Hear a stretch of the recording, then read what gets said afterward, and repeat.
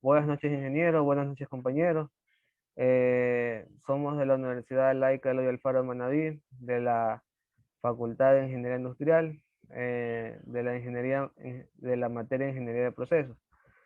Eh, los integrantes de este grupo conforman Chundi Javier, Vera Cantos María Belén y mi persona Bravo Santana Fernando. El tema que vamos a desarrollar es instrumentación y control industrial.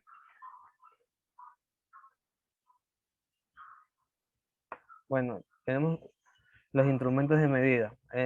La instrumentación o instrumentos de medida es el conjunto de ciencias y tecnologías que mediante las cuales se miden cantidades físicas o químicas con el objetivo de obtener información para su archivo, evaluación o actuación sobre los sistemas de control automático. Dentro de los instrumentos de medida más importantes tenemos los que son el flexómetro, que sirve para medir longitudes, el multímetro, que sirve para medir voltajes e intensidades eléctricas.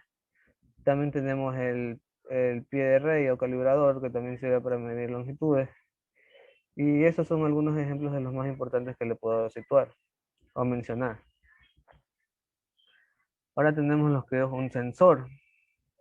El sensor básicamente es un dispositivo electrónico que, a partir de la energía del medio, es el que mide o proporciona una señal de salida que es en función de la magnitud que se pretende medir. Ayuda a detectar y señalar una condición de cambio. Básicamente esas variaciones de cambio son temperatura, iluminación, movimiento y presión. Tenemos sensores tanto analógicos o digitales.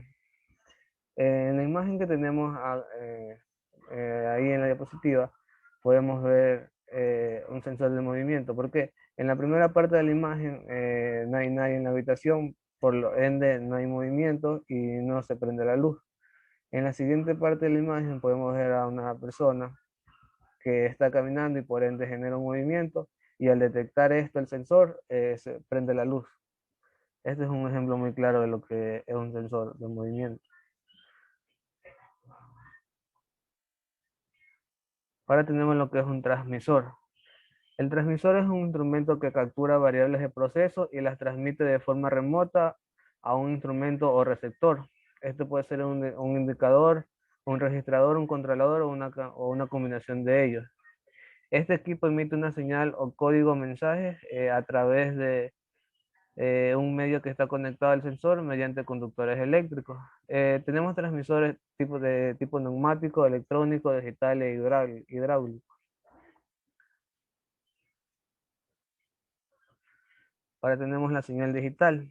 La señal digital son señales reales que han sido digitalizadas, como cuáles, como voz, audio, video, temperatura, presión o posición, y luego de ello realiza un procesamiento matemático en ella. Para ello se necesita un procesador digital, que puede ser una computadora, que descifra la señal y emite una salida. Como podemos ver en la imagen de ahí, tenemos un sensor que pasa esta señal. Este sensor recibe una señal y pasa una señal a un condicionador de señal, y este a su vez a un convertidor. Y este de aquí pasa ya la señal al procesador, que envía una orden o una función que necesita ejecutar la persona o que mandó la señal. También tenemos lo que es una señal análoga. Una señal análoga es una señal generada determinada por un fenómeno electromagnético que puede representarse mediante una función matemática. Como las características de esta señal análoga son las siguientes: se pueden procesar directamente y en tiempo real, consume menos anchos de banda, cuenta con dos parámetros que son la amplitud y la frecuencia, y se transmite sin depender del contenido de la información. Un claro ejemplo de una señal análoga es un televisor. O también, como podemos ver ahí, un obrero que tiene un multímetro y está generando está recibiendo una señal a través del multímetro. Como esa señal es transmitida a tiempo real y la pueda procesar en ese mismo instante. Bien, ahora tenemos lo que es un controlador. Un controlador básicamente es un instrumento, eh, Es un instrumento que recibe un programa informático que permite al sistema operativo interactuar con un periférico. Esto se hace a través de un hardware que es proporcionado a una interfaz por utilizar el dispositivo. El ejemplo más claro que le puedo dar de esto es un logo que este se le inserta un programa que para comandar un sistema o gobernar un sistema sin necesidad que un operario esté pendiente del logo, sino que a través del programa el logo solito ejecuta la orden que se le ha insertado en él. Ahora tenemos lo que es un actuador. Es un dispositivo mecánico inherente eh, que convierte la energía en movimientos que utiliza para aplicar fuerza. La fuerza generada por el actuador proviene de tres posibles fuentes, como son la presión del aire, la presión hidráulica o la fuerza electromotriz. Dependiendo de la fuerza, el actuador se denomina bien sea neumático, hidráulico o eléctrico. Un claro ejemplo de un actuador podemos tener un actuador neumático, son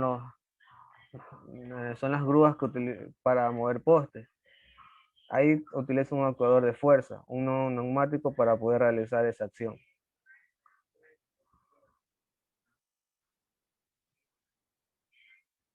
Ahora tenemos lo que es exactitud. Exactitud es el grado de concordancia entre los resultados de las mediciones, de las mediciones y el valor verdadero de la magnitud que se pretende medir. Por ejemplo, tenemos en la imagen que en la primera parte tenemos alta exactitud y baja precisión. Si tomamos referencia con la segunda imagen, la segunda tiene alta exactitud y alta precisión. Y la tercera, baja exactitud y baja precisión. Y la última tenemos alta precisión y baja exactitud. En la otra diapositiva le daré un ejemplo más completo de esto. Ahora tenemos lo que es precisión. La precisión es el valor mínimo que se puede medir con precisión, valga la redundancia, con el instrumento de medición. La precisión son lecturas muy próximas unas de otras, que esto genera un grado de dispersión. Ahora, en un ejemplo se puede tener una pobre exactitud, pero una gran precisión. A continuación le daré un ejemplo de esto. Para ello tomemos de ejemplo las latas de atún. Las latas de atún tienen un peso neto de 185 gramos. Ahora, pero a la hora de realizar los pesos, nos arrojan resultados de 185,1, 185,3, 184,9. Ya que los valores están muy cercanos en sí, tenemos una alta precisión. Y como los valores también están muy cerca del valor del peso neto, que es 100,85 gramos, también podemos decir que tenemos una exactitud muy buena. Pero al contrario, si los pesos nos dan 170, 170,3, 170,5, podemos tener una pobre exactitud porque están muy alejados del valor real. Pero en cambio tenemos una gran precisión porque los valores están muy cercanos unos de otros. Muchas gracias. Ahora mi compañera va a continuar con la exposición.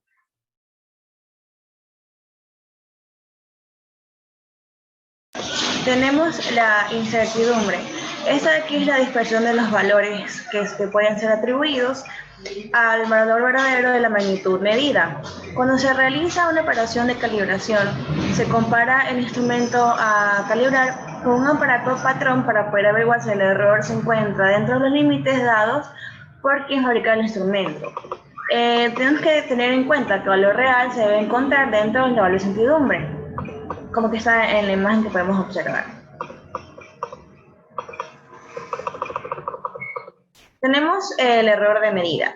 Cuando un instrumento realiza una medición, el error se define como la diferencia entre el valor medido por el instrumento y el valor de la variable de medida. Por lo tanto, podemos decir que este de aquí representa la diferencia entre el valor medido instantáneamente y el valor real de la variable. En cualquier momento la gente quiere que el error sea cero, pero nunca va a poder ser así porque el instrumento se va a detener con el tiempo y a veces será que calibrarlo. Tenemos la sensibilidad. Bueno, esta de aquí es la capacidad de un instrumento de medida para poder apreciar cambios en la magnitud que se mide de tal forma que los más sensibles son capaces de detectar cambios más pequeños. El instrumento de medición puede detectar pequeños cambios de la forma más sensible para poder apreciar así la amplitud de medida. Cuando un instrumento de medición es más preciso, este de aquí va a ser más sensible que otro. Tenemos la repetibilidad. La repetibilidad es un sensor que detecta el mismo objeto a la misma distancia. Eh, esta de aquí se basa en una temperatura ambiental y voltaje eléctrico. Bajo una circunstancia de operación, la consistencia entre múltiples mediciones consecutivas al mismo valor de entrada y la ejecución de la escala completa es siempre en la misma dirección. Al medir el mismo valor de la variable bajo las mismas circunstancias del uso y misma dirección de cambio, esta de aquí tiene la capacidad de reproducir la posición de bolígrafo, el índice o la señal de salida del instrumento, donde cubre todo el campo. Tenemos la histéresis.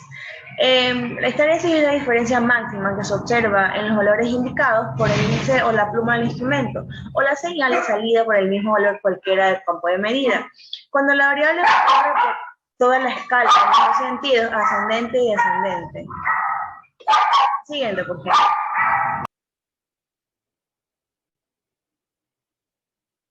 Tenemos lo que es la resolución. La resolución es una referencia de valor que el instrumento puede distinguir. En los instrumentos analógicos interviene el operador según donde se observa la posición de la aguja, su error de paralaje, la altura efectuada y la distancia entre los valores marcados en la escala. Tenemos la deriva. La deriva es una variación en señal de salida y esta de aquí representa un periodo de tiempo determinado y se mantiene en constantes de variable medida y todas cuestiones ambientales.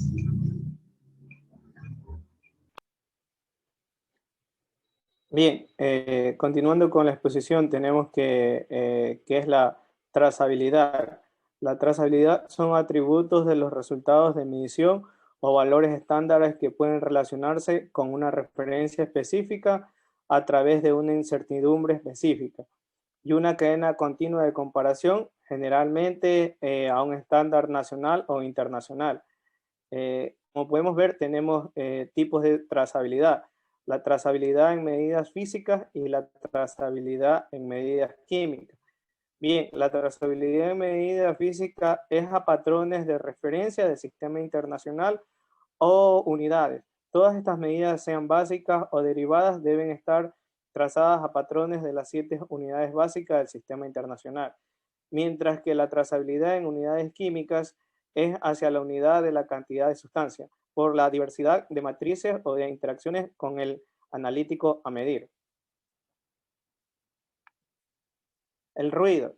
Tenemos que el ruido son perturbaciones que degradan la calidad, que hacen en general que la señal recibida pueda diferir de la que ha transmitido el receptor.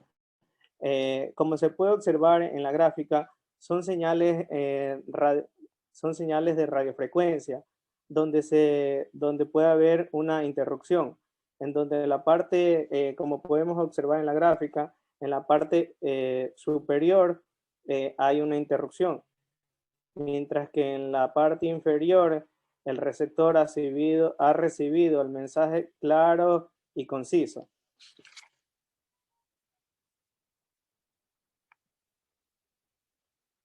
La lineabilidad.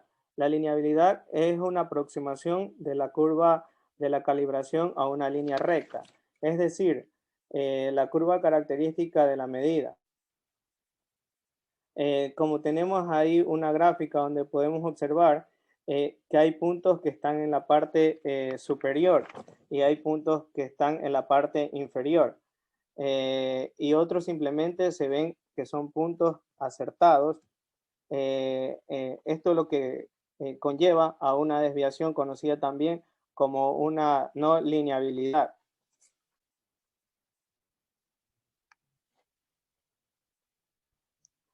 El amplificador convierte pequeñas señales en otras más potentes.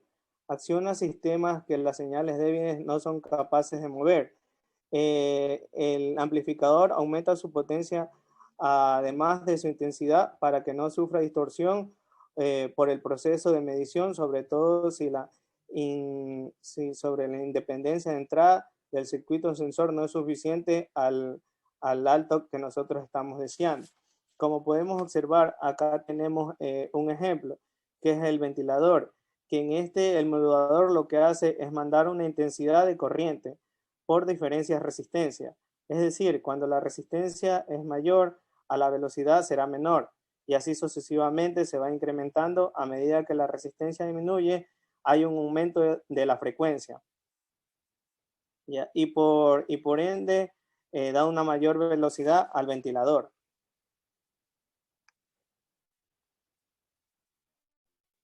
La calibración. La calibración es el proceso de comparar los valores obtenidos por un instrumento de medición con la medida correspondiente a la de un patrón de referencia.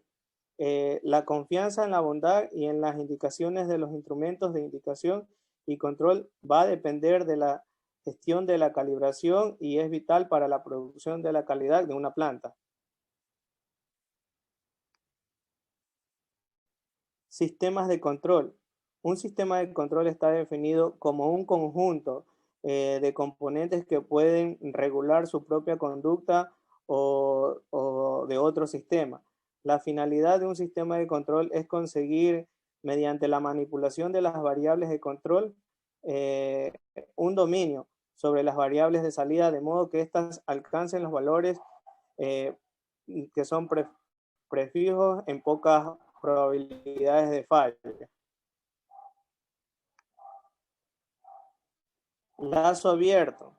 El lazo abierto es un sistema de control que se caracteriza por no recibir ninguna información o retroalimentación sobre el estado de la variable. Por lo regular, estos se utilizan cuando la variable es predecible y tiene un amplio margen de error, ya que se puede calcular con el tiempo o las veces que se debe repetir en el ciclo para completar el proceso. Como podemos observar, acá tenemos un ejemplo en donde vemos que el semáforo controla el tráfico sin recibir información sobre cuántos carros van a circular sobre la avenida en X tiempo.